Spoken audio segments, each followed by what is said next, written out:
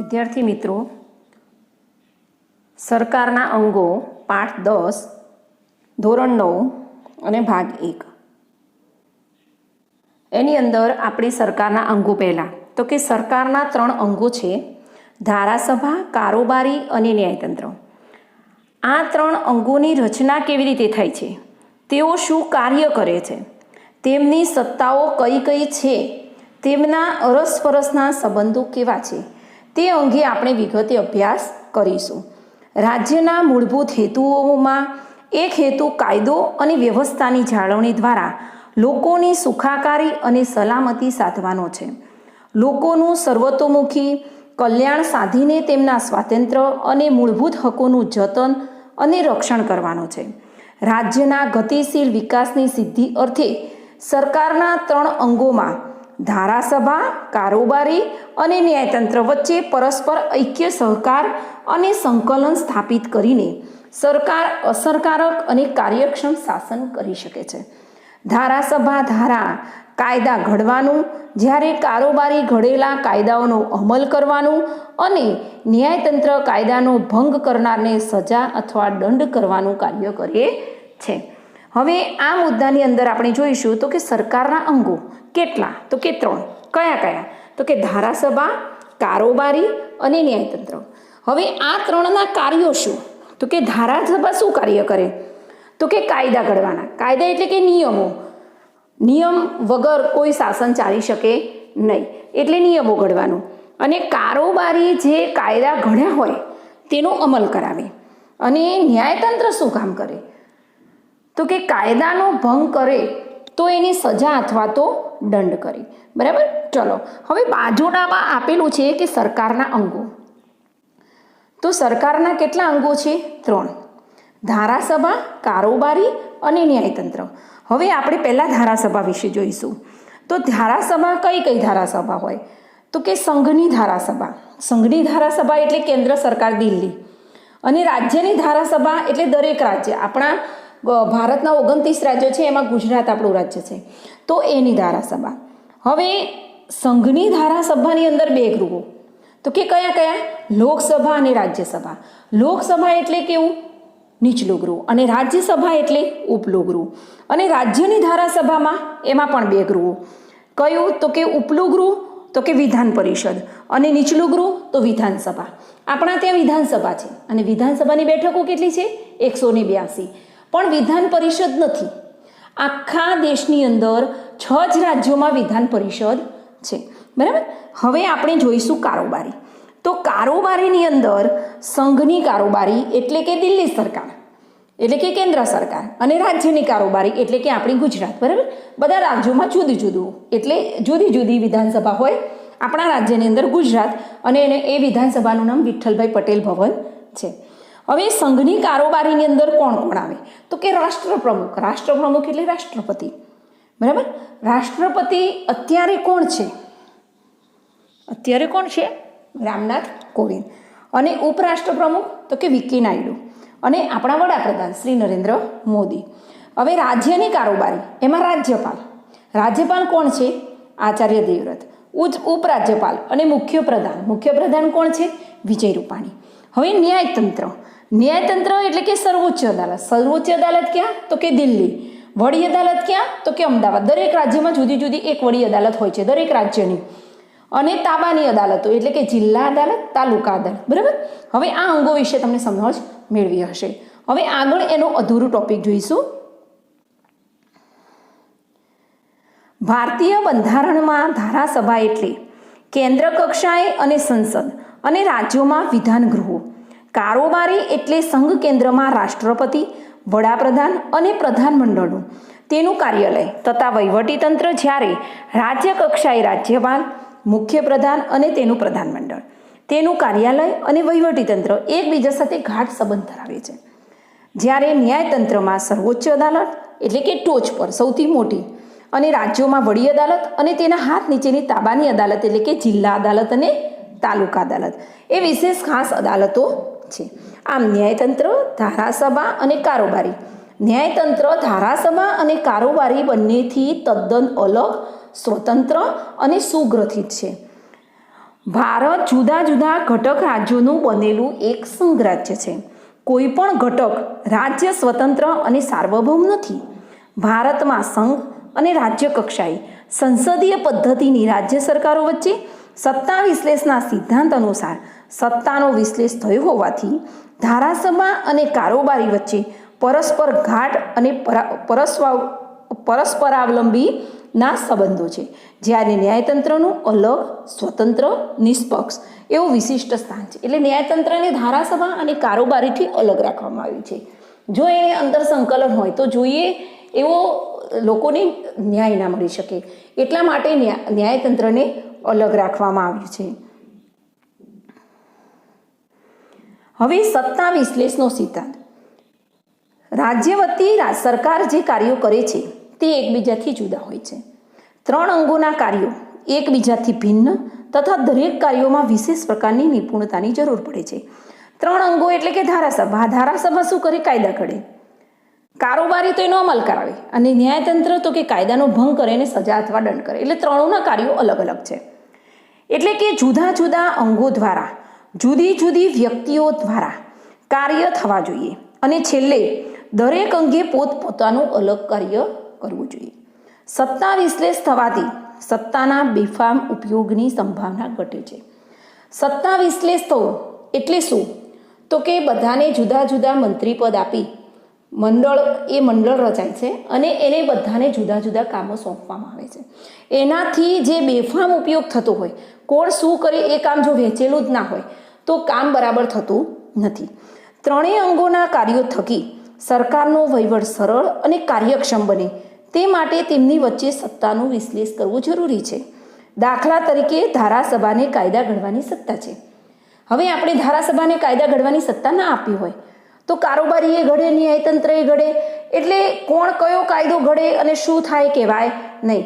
પણ ધારાસભા એટલે કે ઓનલી ફોર કાયદા જ ઘડવા, કારોબારી એટલે કે ઓનલી ફોર કાયદાઓનું અમલ જ કરાવવું, અને ન્યાયતંત્ર એટલે કે કાયદાનો ભંગ કરે એનો અમલ ભંગ કરે તો એને સજા કે દંડ કરવું. એટલે કે પોતપોતાનું કામ સોંપેલું જ છે.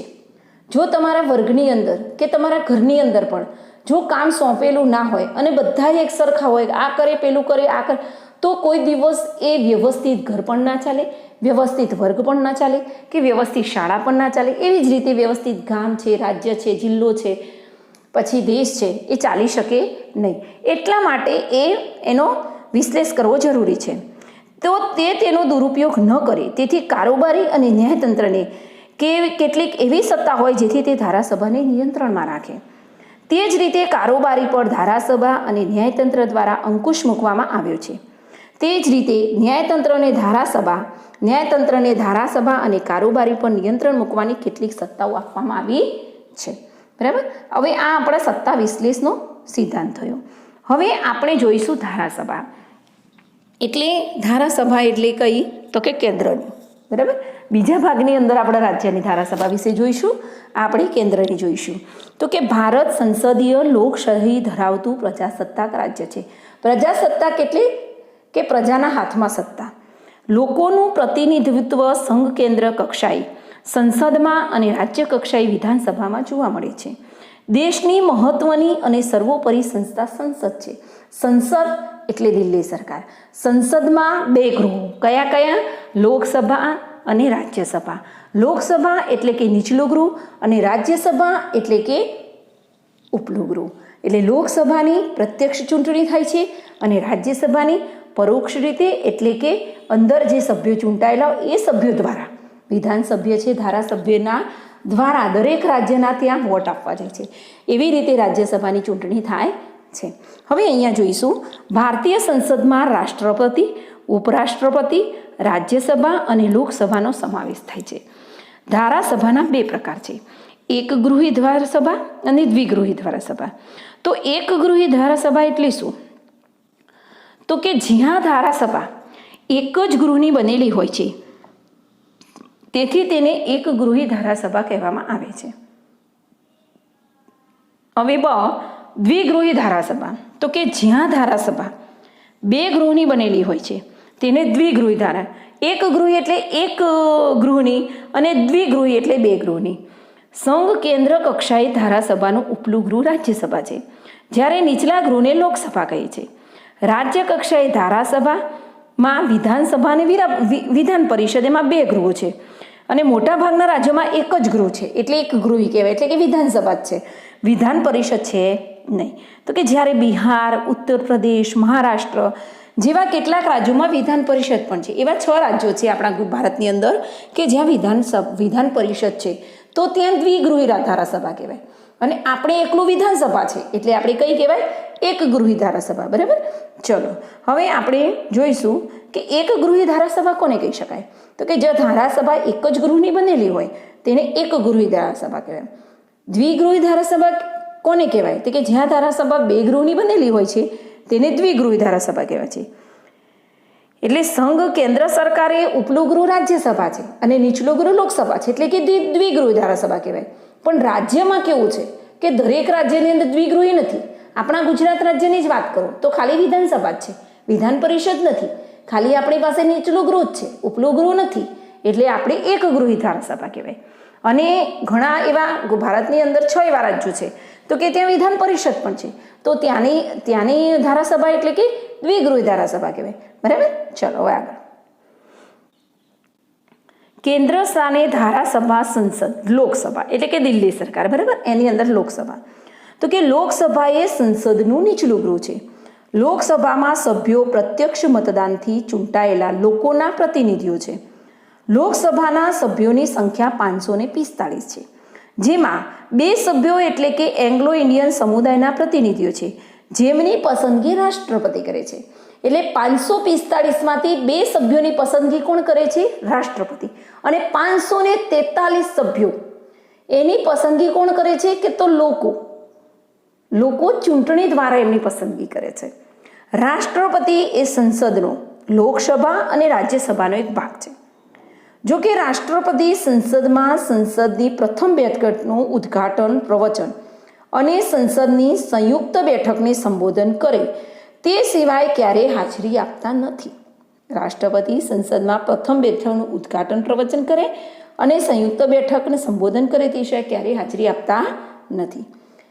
રાષ્ટ્રપતિ સંસદના બંને ગૃહોનું સત્ર બોલાવે છે, ગૃહોને મોકૂફ રાખે છે, તેમજ લોકસભાનું વિસર્જન કરવાની સત્તા પણ ધરાવે છે. વિસર્જન કરવું એટલે કે આપણો લોકસભાને ચૂંટણી થાય અને દર 5 વર્ષે એની એ સત્તા બદલાય છે, એટલે કે ફરી ચૂંટણી થાય છે.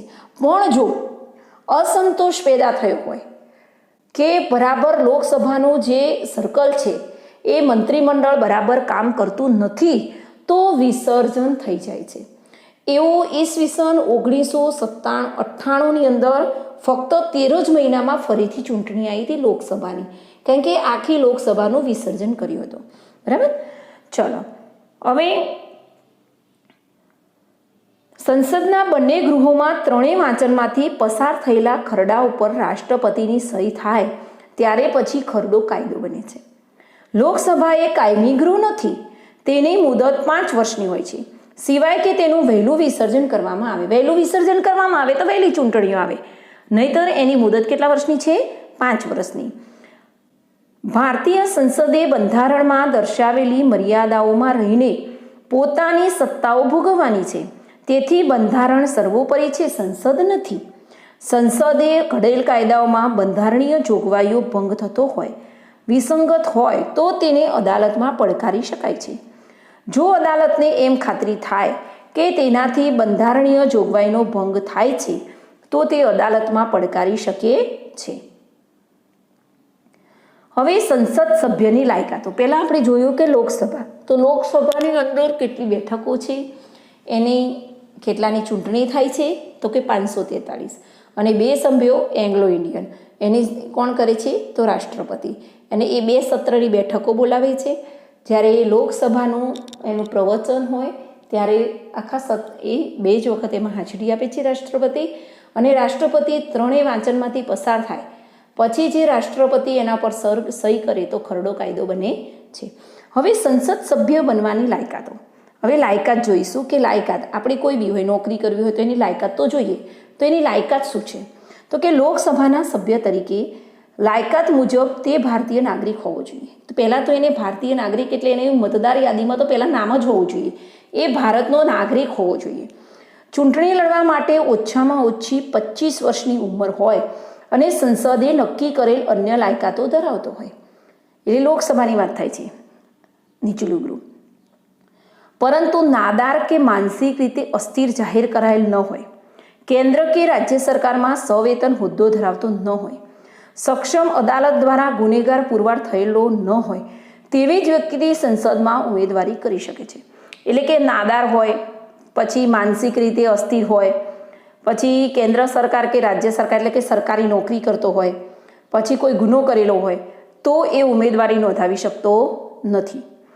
સંસદની 2 બેઠકો વચ્ચે 6 માસથી વધુ સમયગાળો પસાર ન થાય તે રીતે ગૃહની બેઠક બોલાવવી પડે છે.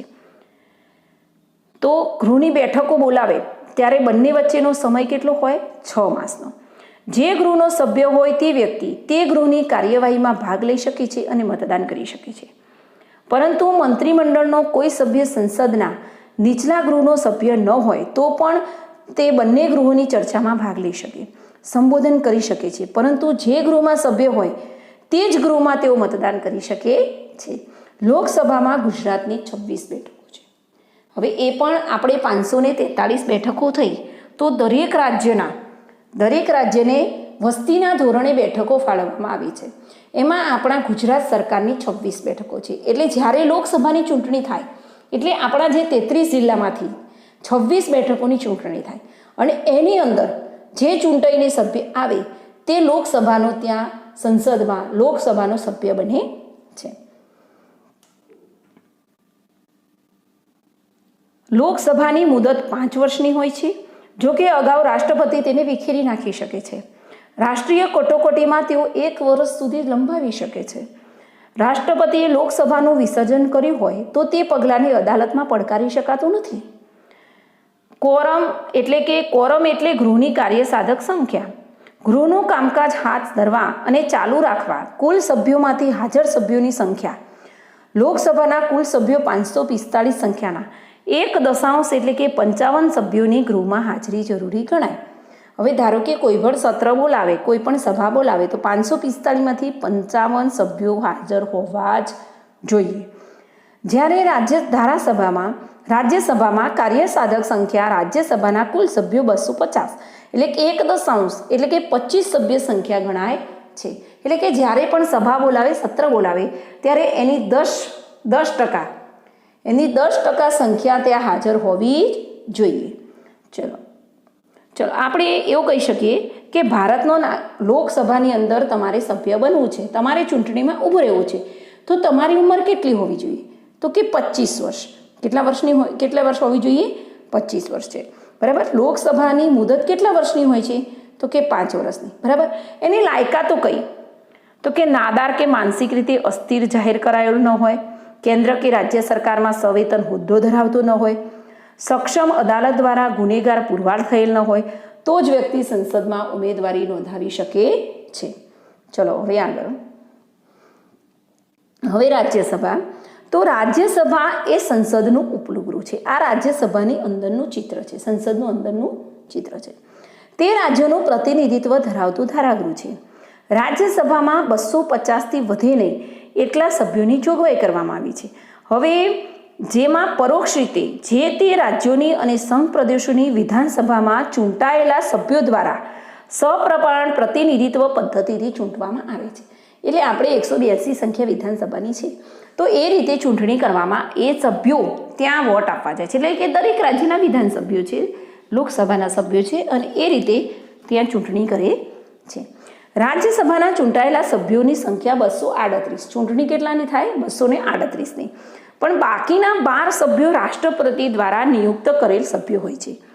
જેમાં સાહિત્ય, વિજ્ઞાન, કલા, સાંસ્કૃતિક, રમતગમત અને સમાજ સેવાના ક્ષેત્રોમાં વિશેષ જ્ઞાન અને વ્યવહારુ અનુભવ ધરાવતા હોવા જોઈએ.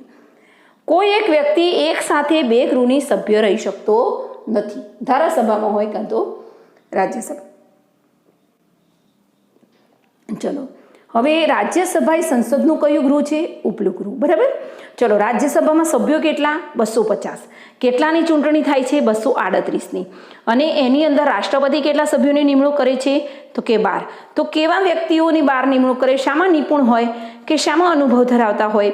તો કે સાહિત્ય, વિજ્ઞાન, કલા, સાંસ્કૃતિક, રમતગમત અને સમાજ સેવાના ક્ષેત્રોમાં વિશેષ જ્ઞાન અને વ્યવહારુ અનુભવ ધરાવતા હોય. બરાબર. ચલો આગળ જોઈશું. હવે રાજ્યસભામાં સભ્ય બનવું હોય તો એની લાયકાત કેટલી?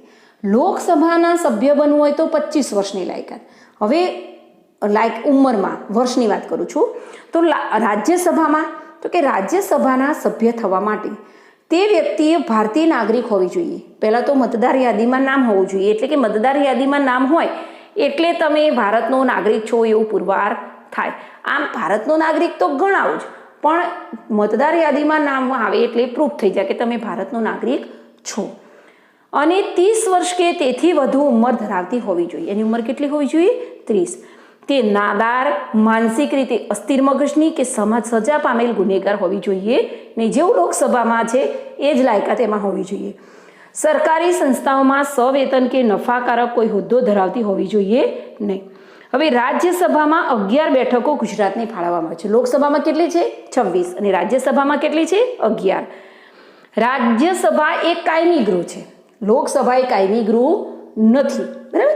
તેનું વિસર્જન થતું નથી કે તેને વિખેરી શકાતું નથી.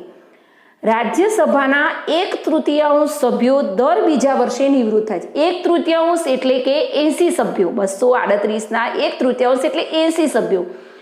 80 સભ્યો દર 2 વર્ષે.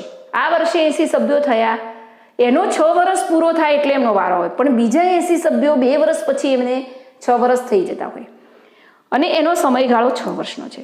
એટલી સંખ્યામાં સભ્યોની ચૂંટણી 80 સભ્યોની દર 2 વર્ષે ચૂંટણી કરવામાં આવે છે.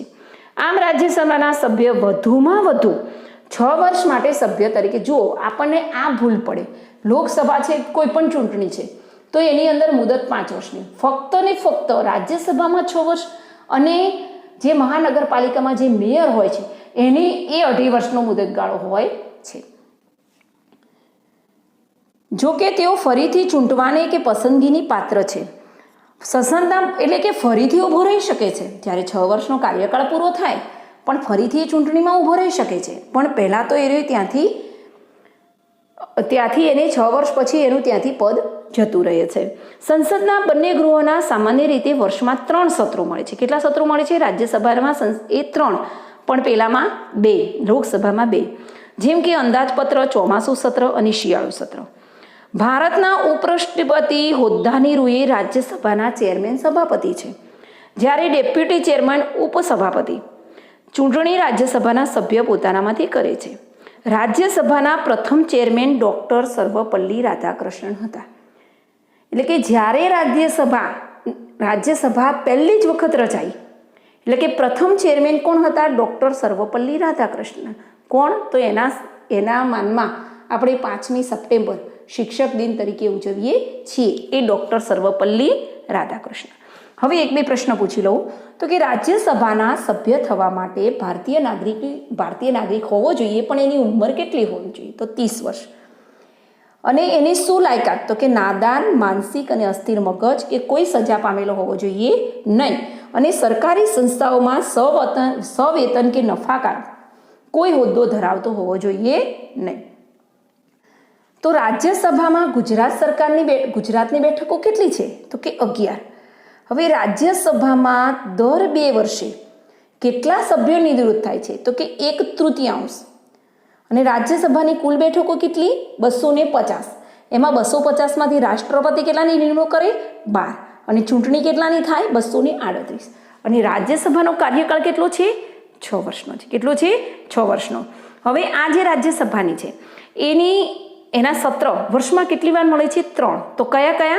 અંદાજપત્ર, ચોમાસું સત્ર અને શિયાળુ સત્ર. હવે ભારતમાં ઉપરાષ્ટ્રપતિ રાજ્યસભાના ચેરમેન અને સભાપતિ છે. તો ભારત જ્યારે સ્વતંત્ર થયું અને રાજ્યસભા ની રચના થઈ ત્યારે રાજ્યસભાના પ્રથમ ચેરમેન કોણ હતા? તો કે ડૉક્ટર સર્વપલ્લી રાધાકૃષ્ણન હતા. હવે લોકસભાના સ્પીકર, અધ્યક્ષ.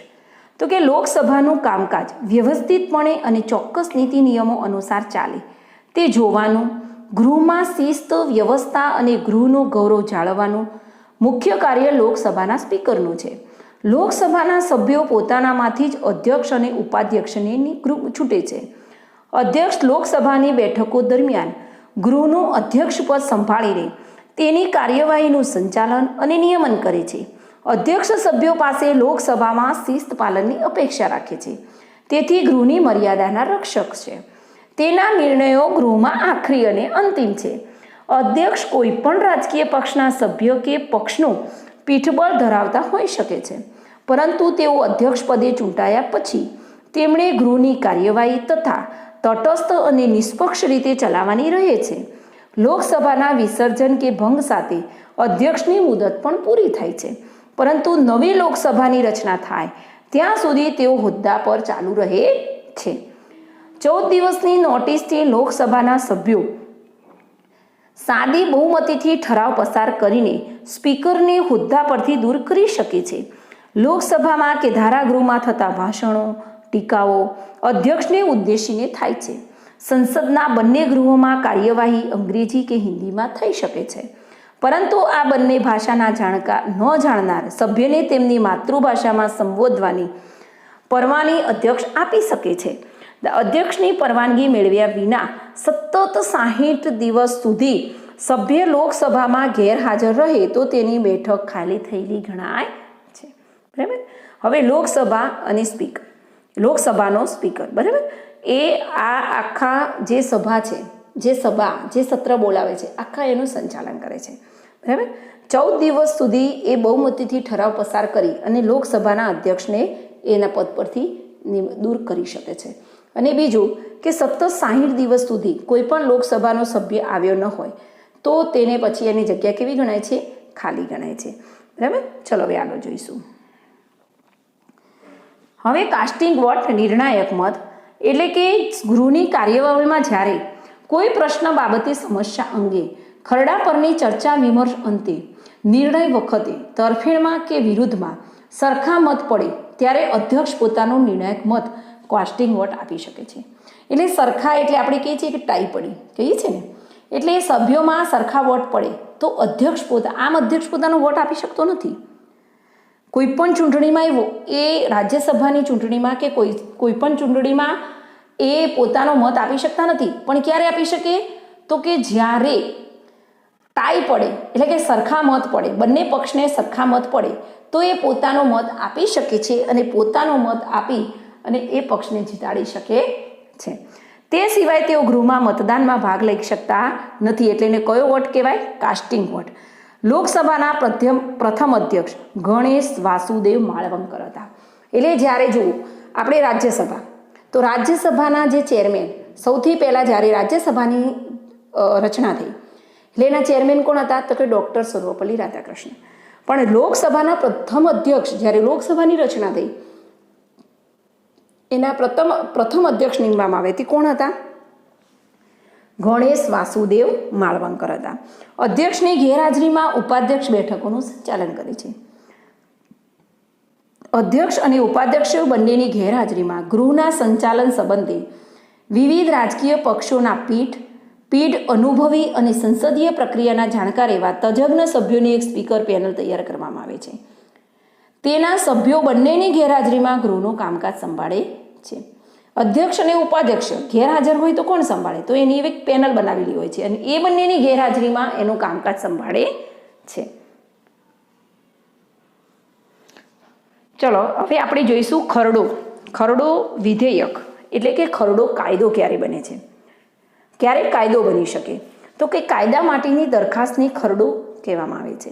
સંસદ વર્તમાન કાયદામાં સુધારા કરવાનું, નવા કાયદા ઘડવાનું, જૂના અને અપ્રસ્તુત કાયદાઓને રદ કરવાનું મહત્વનું કાર્ય સંસદ ધરાવે છે. સામાન્ય ખરડો, નાણાકીય ખરડો અને બંધારણીય સુધારાનો ખરડો નીચે મુજબની પ્રક્રિયાને અંતે કાયદાનું સ્વરૂપ લે છે. ચલો હવે સંસદ શું કાર્ય? તો કે કાયદાને સુધારા કરવાનું, નવા ઘડવાના અને અપ્રસ્તુત એટલે કે જે જરૂરી ન હોય અને તો એ કાયદાને રદ કરવાનું કાર્ય કરે છે.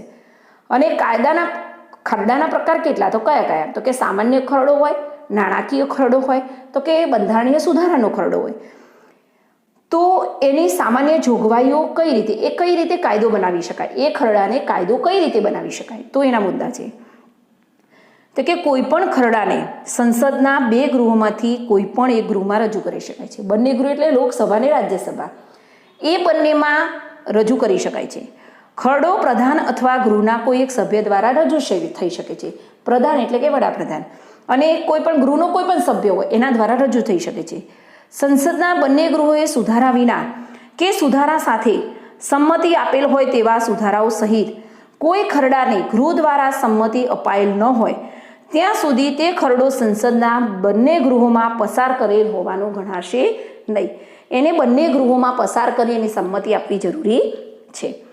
સંસદમાં વિચારાધીન કોઈ ખરડો ગૃહોની સત્ર સમાપ્તિના કારણે રદ થશે નહીં.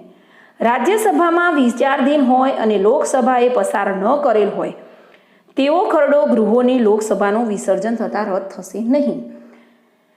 લોકસભામાં વિચારાધીન હોય અથવા પસાર કરેલ હોય અને રાજ્યસભામાં ખરડો વિચારણા હેઠળ હોય તો લોકસભાનું વિસર્જન થતાં રદ થશે.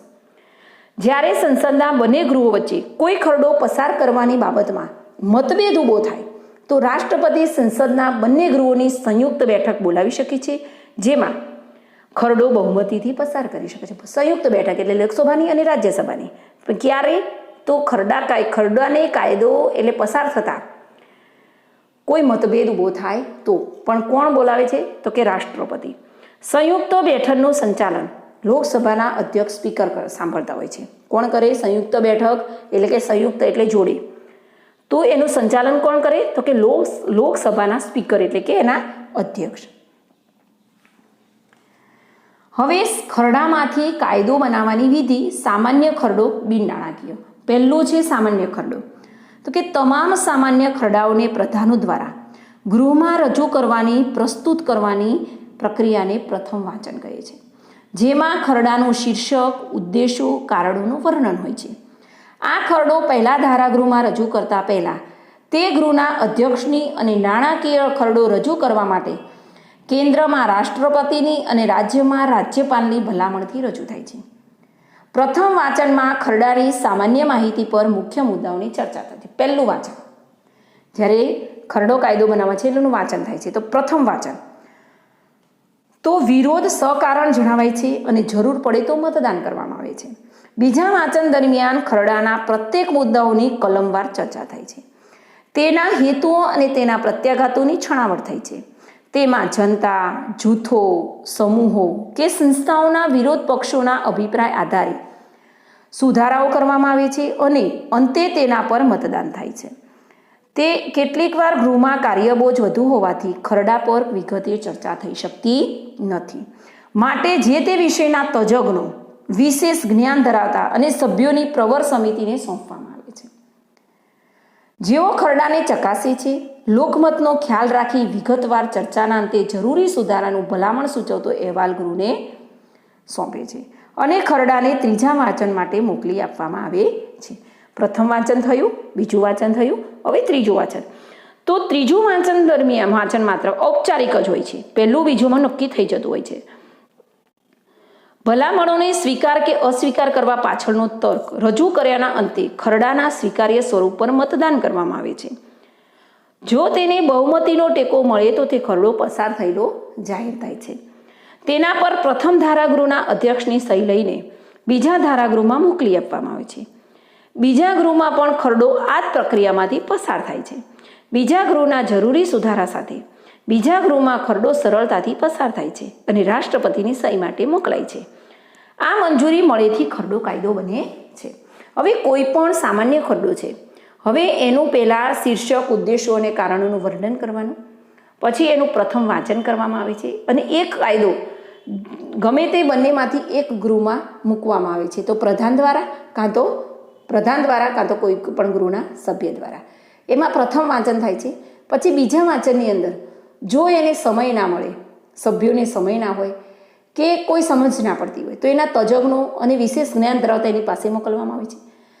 પછી ત્રીજા વાંચનની અંદર એ ઔપચારિક જ હોય છે, પરંતુ એ ગૃહમાં પસાર કરવામાં આવે છે અને પછી એના પર મતદાન થાય છે. અને જે બહુમતી હોય એટલે ખરડો કાયદો રાષ્ટ્રપતિની સહી માટે મોકલાય છે અને ખરડો કાયદો બને છે. હવે આગળ જોઈશું. બીજા ગૃહમાં તે મંજૂર ન થાય તો તેને પુનઃ પ્રથમ ગૃહને પરત મોકલવામાં છે. પહેલા ગૃહમાં મંજૂર થઈ ગયો પણ બીજા ગૃહમાં જો મંજૂર ના થાય તો એને પરત પાછું પહેલા ગૃહમાં મોકલવામાં આવે છે. બીજા ગૃહનામાં ખરડો 6 માસ સુધી પડતર રાખી મૂકે તો તેનો અસ્વીકાર થાય છે. બીજા ગૃહમાં એને રાખી મૂકે તો શું ગણવામાં છે? અસ્વીકાર થયો છે એમ મનાય છે. જ્યારે બંને ગૃહો વચ્ચે મતભેદ વધી જાય કે ઉપલા ગૃહમાં રાજ્યસભામાં સત્તાધારી પક્ષની બહુમતી ન હોય ત્યારે ખરડાની મંજૂરી મળવી સરળ ન હોય ત્યારે બંને ગૃહોની સંયુક્ત બેઠક બોલાવી તેમાં ખરડો સાદી બહુમતીથી પસાર કરવામાં આવે છે. ખરડા પર રાષ્ટ્રપતિની મંજૂરી મેળવવાના સમય પણ રાષ્ટ્રપતિ પાસે 3 વિકલ્પો છે. તે ખરડા પર સહી કરીને મંજૂરી આપે, તેઓ ખરડો પોતાની પાસે રાખી મૂકે અથવા તેને પુનઃવિચાર માટે સંસદમાં પરત મોકલી આપે. એના પાસે 3 વિકલ્પો છે. તો કયા? તો કે ખરડા પર સહી કરીને મંજૂરી આપી દે, કાં તો ખરડો પોતાની પાસે રાખી મૂકે, કાં તો પુનઃવિચાર માટે સંસદમાં પરત મોકલે. રાષ્ટ્રપતિ કોઈ ખરડાને મંજૂરી આપે પછી કાયદો સરકારી ગેજેટ્સમાંથી પ્રકાશિત થયા બાદ તેમાં દર્શાવેલ તારીખથી તેનો અમલ શરૂ થયેલો ગણાય છે. બંધારણમાં સુધારાને લગતા ખરડાને ગૃહમાં રજૂ કરવામાં આવે ત્યારે તેને પ્રત્યેક ગૃહની કુલ સભ્ય સંખ્યાની બહુમતી તેમજ હાજર રહીને મતદાન કરનારા 2/3 સભ્યોની બહુમતી અનિવાર્ય છે. કેન્દ્ર અને રાજ્યોના સંબંધોને સ્પર્શતી બાબતોમાં ફેરફારને લગતી રાજ્યોને સ્પર્શતી હોય તો ભારતીય સંઘના અડધા કરતાં ઓછા નહીં એટલા ઘટક રાજ્યોની વિધાનસભાની મંજૂરી અનિવાર્ય છે. સામાન્ય ખરડાની વિધિ માફક આ ખરડો વિવિધ તબક્કાઓમાંથી પસાર થાય છે. નાણાકીય ખરડા વિષયક વિધિ. તો કે ખરડો નાણાકીય છે કે કેમ તે લોકસભાના અધ્યક્ષ નક્કી કરે છે. અંદાજપત્રને લગતી અને નાણાકીય જોગવાઈઓ ધરાવતા ખરડાને નાણાકીય ખરડો કહેવામાં આવે છે.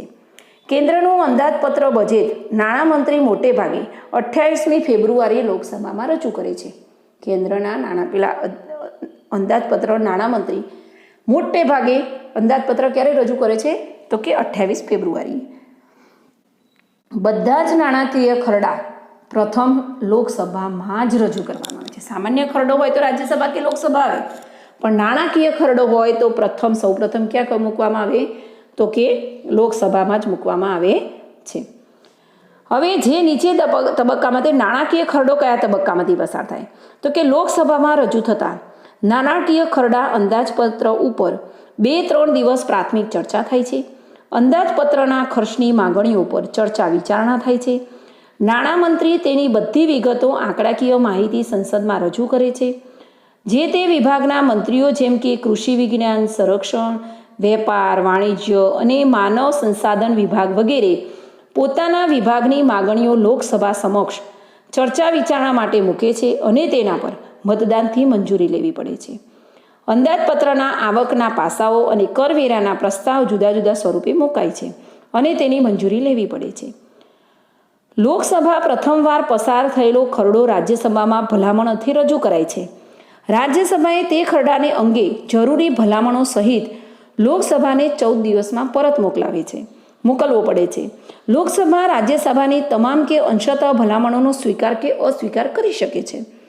જે 14 દિવસમાં નાણાકીય ખરડો લોકસભામાં પરત ન કરવામાં આવે તો તે ખરડો રાજ્યસભામાંથી પસાર થયેલો માનવામાં આવે છે. જો પરત ના કરે તો કેટલા દિવસમાં? 14 દિવસમાં. તો એને પસાર થયેલો માનવામાં આવે છે.